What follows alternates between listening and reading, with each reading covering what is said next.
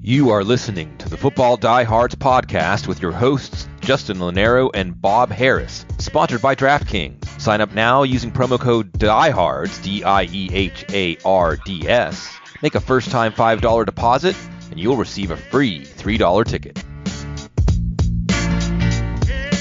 Hello and welcome to the Football Diehards podcast. I'm your host, Justin Lonero, along with my co-hosts, as always, Mr. Kyle Dvorchak, Mr. Bob Harris. Gentlemen, week 17, regular season is concluding this weekend. So far, so good. We're all healthy and upright, which is always good. What's going on in Albuquerque this evening? Not much. Happy holidays to everyone out there. I hope you all had fantastic Christmas times and Hanukkahs and heading into a delightful new year, safe and happy and happier and safer. And all those things. Kyle, you came out of Christmas relatively unscathed, it appears.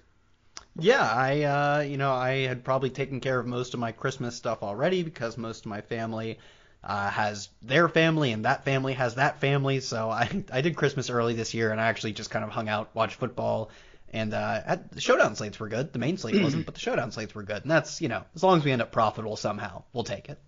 Yeah, some big league-winning performances from the likes of Alvin Kamara, Stephon Diggs, Josh Allen. Many come from behind stories. Some of them included Alvin Kamara with his 6-touchdown performance. Big game from him. Obviously, the big game on Monday night from Josh Allen and Stephon Diggs. Other big games throughout the week. Devontae Adams. A number of players came up really big. But now we're going into Week 17, as we mentioned, and it's tricky, people. And I'll highlight some of the points of interest and things to look for. But you're going to need to go to footballdiehards.com and dig deeper. I mean, it's a really tricky week. Teams are sitting, not sitting, playing to win. That's code, people. Pay attention to it. And so just to run down a few, the Chiefs don't expect any of the starters to play. In particular, Patrick Mahomes has already been singled out as being sidelined, but Tyreek Hill, Travis Kelce, Clyde Edwards-Helaire still dealing with injury. Sammy Watkins, expect all those guys to sit out. Dalvin Cook will not play this week following the untimely surprise passing of his father. So condolences to the Cooks there. For the Carolina Panthers, in addition to Christian McCaffrey, you will not see Mike Davis this week. He's out. That leaves Rodney Smith. Trent Cannon is kind of the tip of the rushing spear there. Robbie Anderson also dealing with a groin injury that might be problematic. He did not practice to open the week.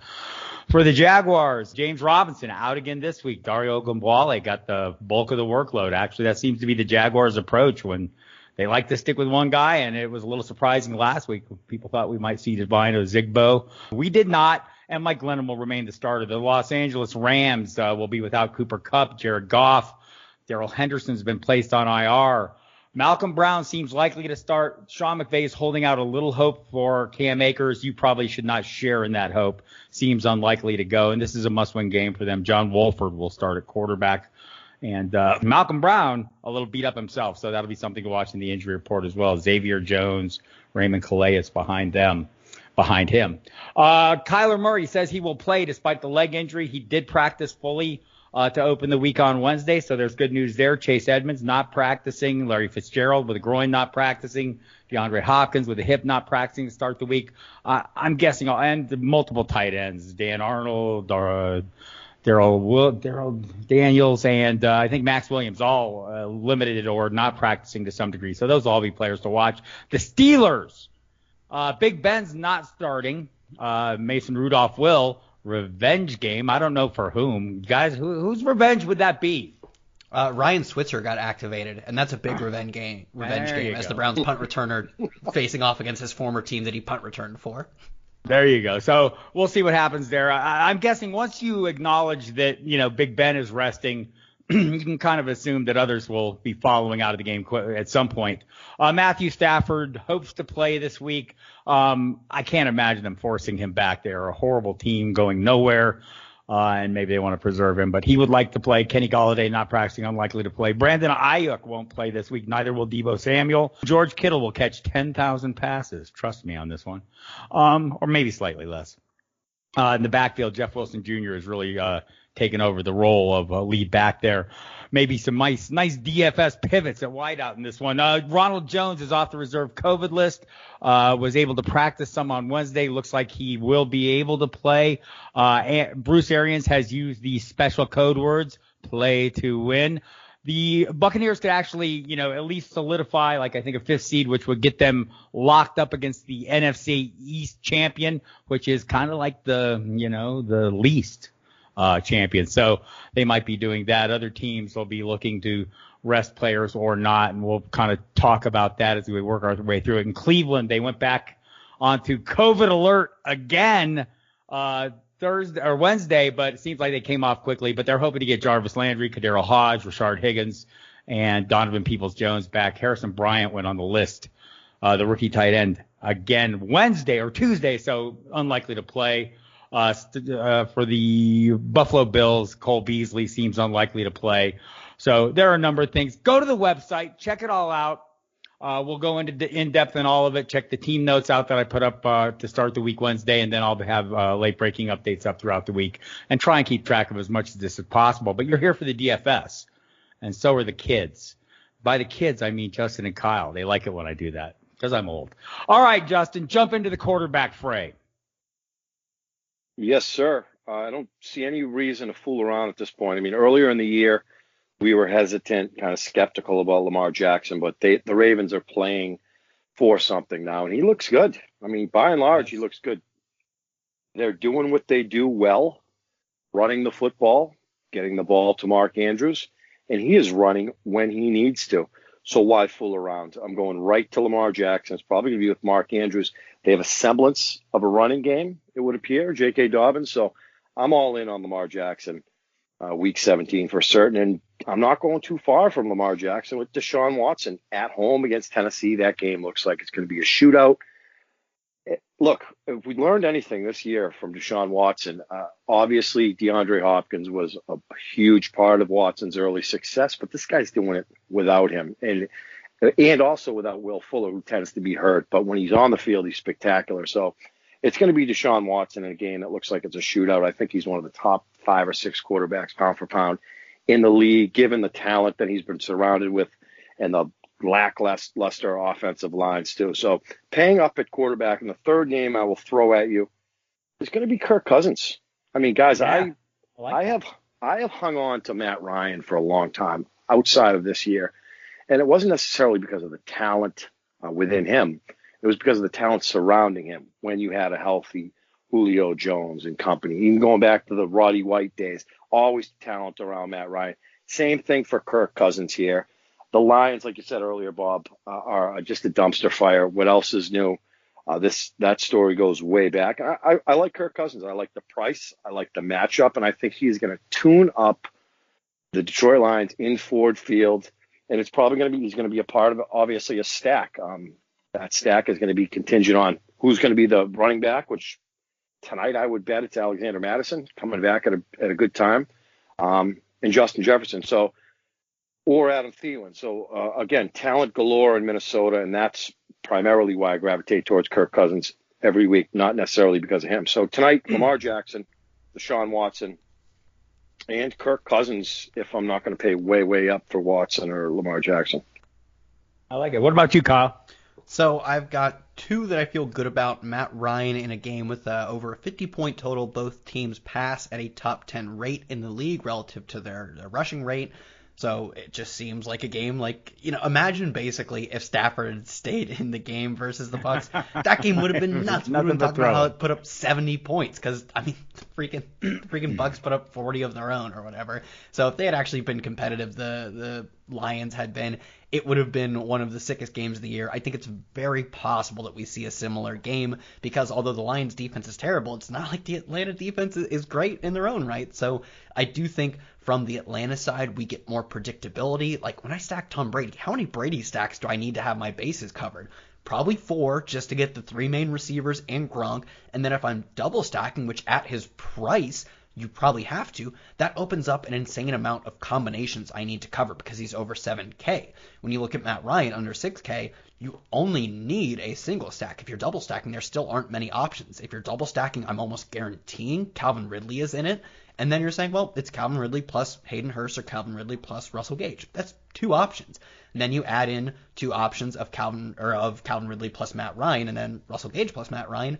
There are, I would argue, only like 4 ways to stack this team. There are an incredible amount of ways to stack the Bucs. That doesn't even include the risk that like Cameron Brate scores the touchdown or like Scotty Miller scores the touchdown. So I am going to be preferring to go with a Matt Ryan stack and then run it back multiple ways with different Bucs. I think Justin Herbert versus a defense that's playing for like the team that's playing for nothing, a defense that will probably rest starters, and a Herbert who has been awesome is a really interesting proposition. And of course he loses Keenan Allen, and that's not good. He probably loses Hunter Henry. It looks like, I don't think we know this, but it does look like he was actually a COVID positive. So do we know that for sure? We don't know that for sure. I was looking for it earlier today and I could not find it. So there was no other positives on the team that I'm aware of. So I'm wondering that he, if it was a close contact, it wasn't within the team. Yeah, so I think the thing that makes me think that I saw that he could be a positive is that he cropped up with an illness right before getting put on the reserve. Yeah, that's exactly where that is correct. And that's so much of our jobs now is just like reading these tea leaves and then also like figuring out like, well, legally, is someone allowed to come back from opting out if they haven't played? What if they made the playoffs? What if the contract changes? Like so many hats we have to wear in 2020 season of football, but it doesn't look like he'll play. So that means we're going to have a cheap Mike Williams, a cheap potentially Donald Parham, who's also on the injury report, but then with an illness, by the way. God, it is so difficult to keep tabs on everything. But if he doesn't play, Steven Anderson would be, I think, the only tight end on their roster with a target this season. So we would have incredible value on Steven Anderson, good value on Mike Williams. I think that makes it fine because you're getting such a good value stack to play someone like Justin Herbert, who gets a defense that's, we could call them banged up. They're just not going to be playing all their starters. And Justin Herbert has been good all year. He's been a guy we've been targeting. I know he doesn't have his top receiver. I don't really care because his next receivers are so well priced that I'm fine going to them. If Donald Parham does play, I'm going back to the boy Donald Parham. And lastly, Bob, I want to get your opinion on this. What do you think we see from the Bills, who, because they are starting their players, I think we see, my opinion is that we see at least 3/4 of the Bills, if not a full game, because they seem to actually care about getting this number 2 seed, which they can also get it with a Pittsburgh loss. But if they're going to play their starters, I'm going to treat them as if there is a good chance, not a perfect chance, but a good chance that we get 4 quarters of Josh Allen. I don't think the field is going to own Josh Allen as if he's playing 4 quarters. So I kind of think we talk about, running into the burning house. I'm going to be trying to scoop up some shares of Josh Allen. How much do you think we see Josh Allen this week? Because that is really the biggest determining factor on if I play him or not. Well, all the games are, the games kickoffs are at the same time. There may be some scoreboard watching, right? I'm thinking, I know the Colts are saying they're not going to do that. I'm guessing the Bills will.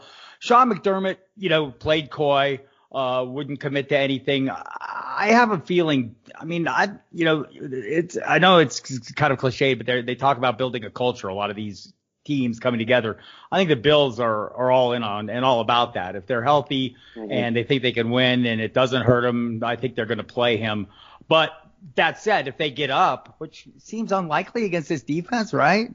I think they would pull. Or if the score in the Pittsburgh-Cleveland game gets out of hand, maybe we see them start drifting towards the sidelines and putting the beanie hats on. Yeah, so I think if that's you sound, I don't want to say optimistic, but like it should be a close game, right? And you talk about the team wanting to, like most teams generally, especially when they're playing for something, it's not a ton, but they're playing for something, seem to want to actually build this culture of just always playing to win. I think the upside is that we see 4 quarters. And if that's the upside and the field is going to own them at 2, 3, 4%, which is possible, I actually think I'm going to be interested in some Josh Allen this week. Right, I think you see that in Miami as well, where they'll yank Tua Tagovailoa, if they need to in favor. These teams, and I think it's that division in particular, those young coaches are really starting to work something. I think you're going to see the same thing with guys like Matt Rule as well. Justin, what were you going to chip in? No, he went to Miami week 2. And this Miami secondary is the best third down secondary in the NFL. Yeah. And threw for over 400 yards. So, it's the divisional games are kind of tough, but they're on a heater. And this is the best Josh Allen we've seen. And it's scary to see that he can only go up from here as well. These are all situations, by the way, we'll be following on the website. If you're listening to this and not a subscriber to the website, shame on you. But if you'd like to see what we're talking about, go to footballdiehards.com/free trial. You can check it out and see what's going on. We have postseason content as well for you DFS mavens who are obviously listening to this. So exciting news there. Kyle, go ahead and jump into running backs for me. So the top end, based on team totals, based on how big of favorites they are, I think I'll be going with no Dalvin Cook, going with Derrick Henry over Alvin Kamara. I hope we get the ownership bump off of the 6 touchdown game from Alvin Kamara, which was incredible. But, touchdowns are touchdowns. They're random, and I look for volume. I think the volume in terms of carries versus carries plus targets from Derrick Henry to Alvin Kamara is essentially the same. But I do think, before Dalvin Cook was projected to be out, we were seeing increased ownership on Kamara versus Henry. I'll always go with the lower owned part of those, of that dichotomy. The same thing was always true for me with Dalvin Cook versus Derrick Henry. I think all three of those guys project to be very similar scorers in any individual week. So I'll just take the lower owned one. And honestly, I think Derrick Henry looks to be in a far better spot based on his implied team total, 32 points, which leads the slate. A Houston defense, which dude, Samaje Perine scored twice against you. Come on. If that is going to happen, I'm going to play Derrick Henry against you. So I think at the highest end, Derrick Henry makes sense.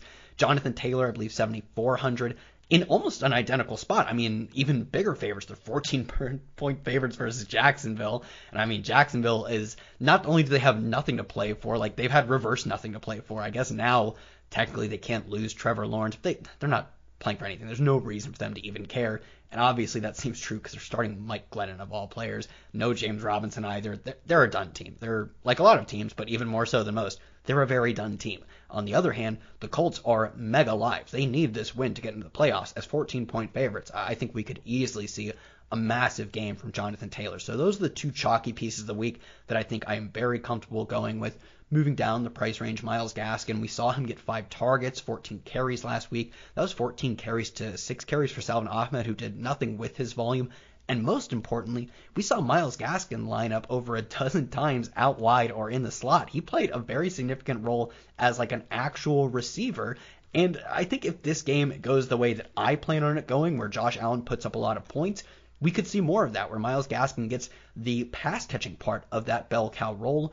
Moving down, I hate to say this, Ty Johnson is kind of interesting. He's I believe 4,300. He saw 22 carries and a handful of targets a few weeks ago. They're going to be without La'Mical Pirine, Frank Gore, and of all teams, they're only 3-point underdogs versus a Patriots team that's also playing for nothing. I think he'll be incredibly good leverage off of, say, if James Conner doesn't play, Benny Snell.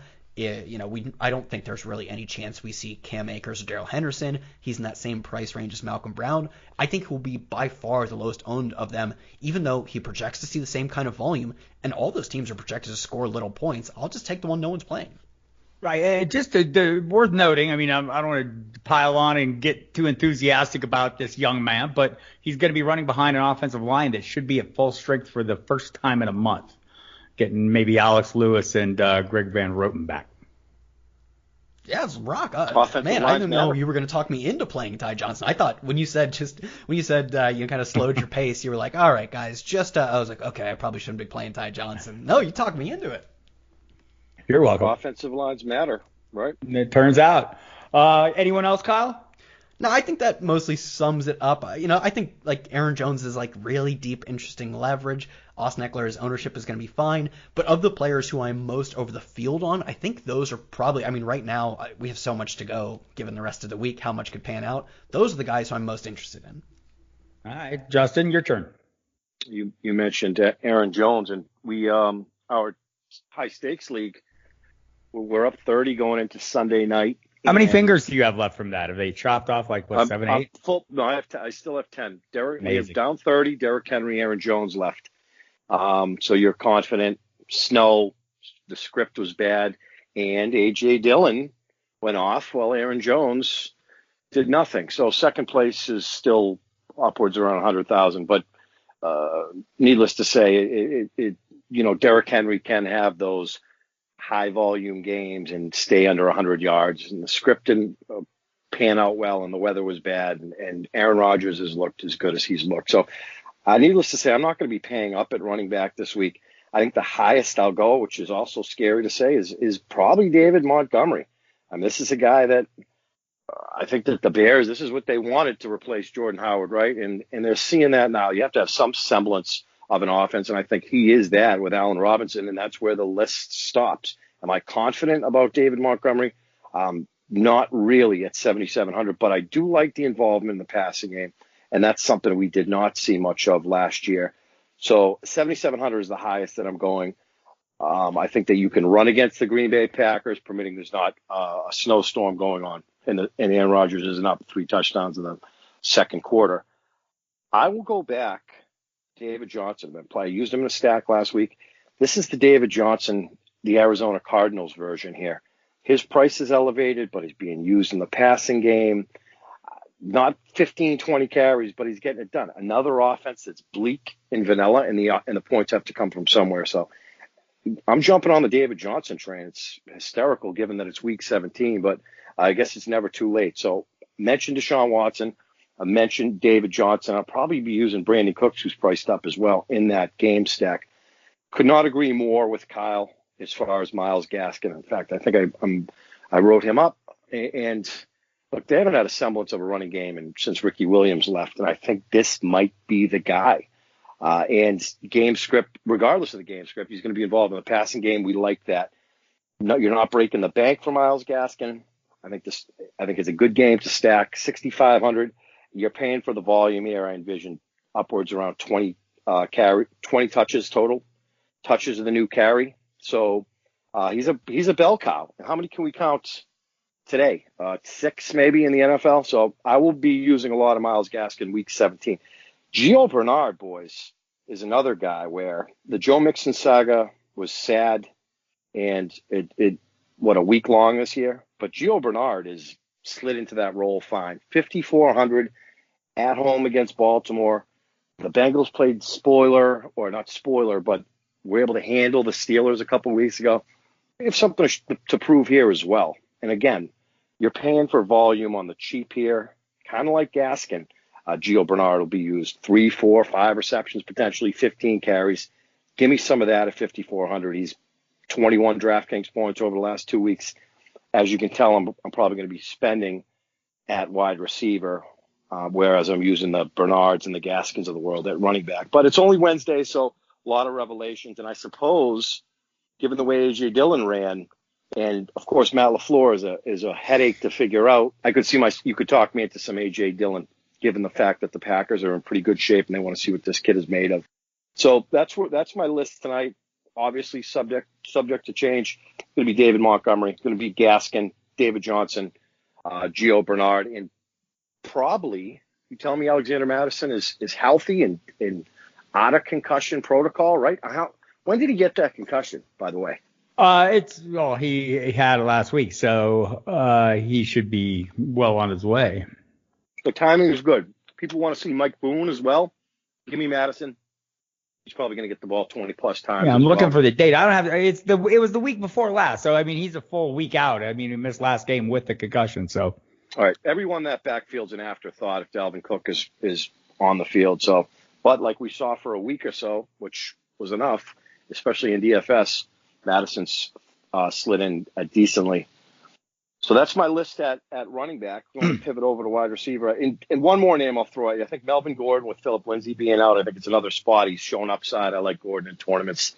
If you tell me Melvin Gordon's getting the ball 20 times, you could certainly talk me into that at 5,700. You just kind of hope for a ceiling game. And you mentioned Jeff Wilson earlier. So do you have 7 more? No, I don't. That's it. But all right, wide receivers then. All right, very good. Kyle nailed it. I mean, there's no Julio Jones. You're using Calvin Ridley, and it's as simple as that. So at 8,500, I will be spending there. I think this is a game that has the ingredients of a shootout. 10, 12 targets for Calvin Ridley. You're getting a bargain off of Devontae Adams, who I will not be using. Definitely go back to Ridley, confident 20-25 DraftKings points, what he does every week without Julio Jones. Give me some of Calvin Ridley week 17. Stephon Diggs, boys.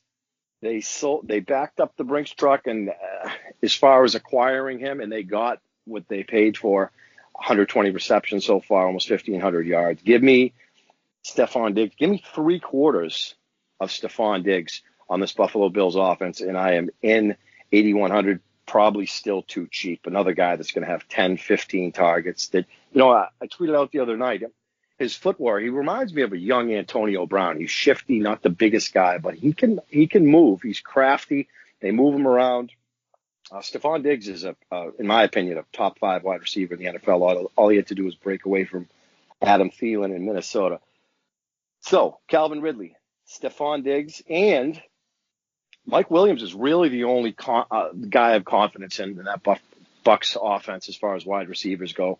The rapport was there early with Tom Brady, and it's there now. And we saw what he did against Detroit. It could have been a lot worse. Could have been a lot worse, but still 10 receptions, almost 200 yards, 2 touchdowns. So 7,500 for Mike Evans. Count me in, and I'll probably be running back, like I said, with Calvin Ridley. So I'll have some Ridley, Mike Evans stacks. Mentioned Deshaun Watson, kind of nervous about Brandon Cooks and that price tag, but he's looked good. So I'm going to be running Watson stacks. It's going to be with Brandon Cooks, and David Johnson will be in some of these stacks as well. Where Cooper Kupp is not playing, I think you have to put in Bobby Woods. You're not breaking the bank for Bobby Woods. 6,300 at home against Arizona. They're going to win. They need to win. And I think he's a short shot for 18, 20 DraftKings points. Love that price point. You're confident in Wolford then? Well, I mean, he's going to get force-fed. Somebody's got to get the football, or it's going to be Higbee. I was going to talk about him at tight ends, but that list is even longer. And one more name, Corey Davis, contingent on the health of A.J. Brown this weekend. Corey Davis he showed up. I might have been Kyle preseason. This guy's going to break out. And we've seen him. This is the Corey Davis that the Titans drafted. This is the kid we saw in college. He is the real deal. So if there's no A.J. Brown, it is Corey Davis for me as well. This is a position where a lot of moving and shaking. I wrote up Michael Gallup last week in Digging in the Crates. He went bananas. He's still hasn't cracked 5K. I think the rapport is there with Andy Dalton. I certainly like him more at 4,100 than 5K with that crowded court. But you don't have to you won't talk me out of Michael Gallup week 17. So I am paying up at wide receiver, needless to say, and not spending a lot at running back. Well done then. Kyle, how do you feel about it? Yeah, so I think there's an interesting dynamic where maybe you could group Calvin Ridley in here, but for the most part, Davante Adams stands on an island of his own at 9,100. And frankly, I still think that's not enough. And we are seeing Green Bay as a team who actually has something to play for. What is it? Is it New Orleans or also maybe a very deep Seattle chance, right? There's like a three-way. There's a three-way thing going on there where they'll all be watching each other. Yeah, exactly. So they're playing for something. They're the leader right now, but up until the final minutes, they were. Here it is. If they lose to the Bears, the Packers can still secure home field advantage. If the Seahawks lose the 49ers, the Seahawks would have the tiebreaker between them if both teams finish in 12-4. And then for the Saints, if they beat the Panthers and then have the Seahawks win and the Packers lose, so it's all those teams intertwined. There is a variety of ways that one of them can come out on top. So they all want to win. Yeah, so I think that's perfect. That not only are they just like a win and they're in team, but they're a lose and confuse team, as I would like to call that, because it seems like there are multiple scenarios in which they lose, could get in, or I guess get in is not the right word, get that bye or not get it. So for that reason, they're a team that is going, I would assume, going all out until the final whistle. Davante Adams going all out this season is averaging over a touchdown per game, has 7 games over 100 yards. Is arguably the best fantasy receiver of the past decade, especially when you adjust it for a points per game basis because he missed a handful of games in the middle of the season. He looks like a 10K player, and he's only 9,100 on DraftKings, and that's really all I need to say. Because I have some, waning but still some interest in Josh Allen, Stephon Diggs makes a lot of sense to me. Calvin Ridley, again, probably only in my Matt Ryan lineups, but I'm stacking number one receiver with my quarterback, so that's what I'll do. Gabriel Davis is really interesting. Cole Beasley, week to week with the leg injury, that seems like as a team that is playing for little is certainly not going to play. Even John Brown, who got activated off IR, I believe, then moved on to the COVID reserve list, is at best going to log like a practice or two after being on IR for a minimum of 3 weeks, maybe even 4. It seems like this is a spot where Gabriel Davis at 3,600 is just like the smash of all smashes as the number 2 receiver for Josh Allen. And I think this Bills team is going to go incredibly under-owned from the top at Allen and Diggs to the bottom at someone like Gabriel Davis. So as cheap as he is, that is just a bad price. As similar, maybe not quite as egregious pricing, but Russell Gage as the number 2 receiver on my Matt Ryan stacks. He's averaging over 7 targets in the last 3 games with Julio Jones out. Assuming Julio Jones doesn't come back, we are going to get Russell Gage number 2 in a shootout. Anytime you find a number 2 receiver in a shootout with a good price, I believe he's 5,100. Yeah, I'm just going to keep going back to that. And in terms of my Justin Herbert stacks, Mike Williams saw double-digit targets last week and hardly got the price bump he deserves. He's still under 5K, so I think Mike Williams at his price is just a guy that as long as he is, quote, the number 1 receiver, I'm going to continue going back to him. One last one. I think the San Francisco team facing a Seattle defense that has been terrible for the bulk of the year in a game that, although maybe not the most exciting, at least features one team in Seattle that is playing for something, and San Francisco that, although they don't, technically they're not playing for anything, if someone like George Kittle is playing, that tells me that for what they have, they don't have a ton of talent on this team because of all the injuries. They're going to be going all out. They're not benching starters in the final minutes unless one of them, gets hurt, which wouldn't matter in the first place.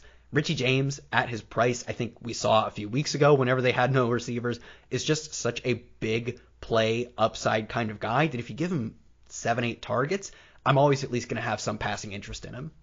Yeah, if you recall, he kind of filled the Brandon Ayuk role in his big game. I mean, that was the talk after the game. Kyle Shanahan said that we just plugged him into the spot in the game plan we wanted Ayuk to be in. So that's worth noting. Yeah, you can tell because he had a positive 8 out where Deebo Samuel gets running back targets. There you go. All right. This all seems reasonable. What about tight ends? At tight end, I think George Kittle is just like the smash of all smashes. I mean, he got priced up to, I think, like 6K or something. That's not enough, man. He's got to be priced the exact same as someone like Darren Waller. And when he's not priced the exact same as Darren Waller, I get it. There's a certain amount of risk that he goes out. And like last week, he played on exactly like half the snaps. He still drew 5 targets, which isn't bad. And if that number jumps this week because they have no Ayuk or because it's his second game back to a 75, 80, even 100% snap share, I mean, we're looking at an insane game from George Kittle. On half the snaps, I believe he went 4 or 5 targets for 92 yards. Like, he could have hit the 100-yard bonus while playing in half of a football game, and at that point he had at least a portion of the game to compete with Brandon Ayuk. Against a worse defense this week in Seattle, I mean, it's like, man, it is wheels up for George Kittle. I don't think there's been a better week to play George Kittle, and he's not even coming in right. 10,000 catches. Dude, it is all hands on deck for how much I'm going to be playing George Kittle. Moving down, the rest of my stuff is just correlation. I'll have some Hayden Hurst. I really hope we see Donald Parham. Not only do I think he's just like a good correlation play with my Chargers, God damn it, I love Donald Parham. Please be a normal sickness. Little nervous about that illness. I am sweating my face off because it doesn't feel good with a player at your own position having the exact same thing happen the week before. If he doesn't play, Steven Anderson makes some sense. Anderson saw 6 targets last week, but I really hope we see Parham. Gronkowski, another game that I want to target at a relatively cheap price. I believe it's like 4,500. It's that's another spot where if he's gonna be a near every down player in a game that has a high total, why would we not go back to it? That's basically all you need to tell me. Beyond that, I think like tight end is, as it almost always is, pretty thin, but I do think Irv Smith, especially if we're going to get popularity on Jefferson, if we're going to get popularity on, I assume, Alexander Madison, we saw last week, if he scores multiple touchdowns, that probably means that none of the other receivers or potentially even a running back has a big game. Yeah, sounds reasonable. Justin, where are you at? I am at George Kittle, for sure. The weaponry there. The center of the fantasy universe, yeah. George Kittle. That's singularity. Right. He's a competitor. And I think, 15 games on the main slate, Kelsey, Waller, Kittle. I think between being the best tight end in football, we'll all agree on Kelsey. But number 2 is a coin flip to me with Kittle and Waller, pound for pound. And him coming back, there's no Deebo Samuel. There's no Brandon Ayuk. The backfield's a mess. I would like to see George Kittle have one of those ceiling games. And those ceiling games are 35, 40 DraftKings points. So the ball has to go somewhere. We'll be playing with his college quarterback. as well, right? So there's a rapport. I tend to buy into those narratives as far as rapport. So if I'm paying up, it's going to be Kittle. I mentioned Lamar Jackson. I'm going to look. The Ravens look pretty good, and they do that by running the football. They do that by getting Mark Andrews the football consistently, and that's what they're doing. So maybe between George Kittle, Mark Andrews, if I'm paying up, which is not a ton. I think there's a position that you can certainly save. Pound for pound, I think Evan Ingram at 3,700 is intriguing. I know he's questionable.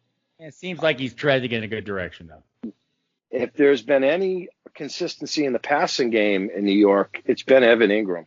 So for 3,700, 10 targets, 7 targets. I mean, this is a guy that is targeted heavily. Your boy Danny Dimes is back. Give me some Evan Ingram if I'm paying way down. But I think the Gesicki's of the world are interesting for tournaments. The upside's been there. Not a lot of weaponry in Miami. You could definitely talk me into Mike Gesicki, and I tend to agree with Kyle as far as Rob Gronkowski. I feel like every buck stack that I make with Tom Brady, Gronk always finds his way there. And at 4,500, you want to talk about rapport and nonverbal communication and things like that matter, in my opinion. Rob Gronkowski and Tom Brady have that as good as any tight end and quarterback in NFL history. I think the three of us can agree on that. So tonight, Kittle, Mark Andrews. I will have some Gronk because I like that game as well. Gesicki, and if I'm paying way down, it's going to be Evan Ingram. Briefly, Tyler Higbee, just because the backfield in Los Angeles is in complete disarray and Cooper Kupp is not playing. The football has to go somewhere. I tend to think that inexperienced quarterbacks lean on their tight ends, big targets in the middle of the field, safety blankets, and use all these cliches, but it's the truth. So he's cheap as well. I will probably have a little bit of Tyler Higbee in a game that matters. I haven't been keeping official count, but I think you left off at least 20 tight ends. But we'll move on. Defend your universe, Justin. Yeah, I like the Jets.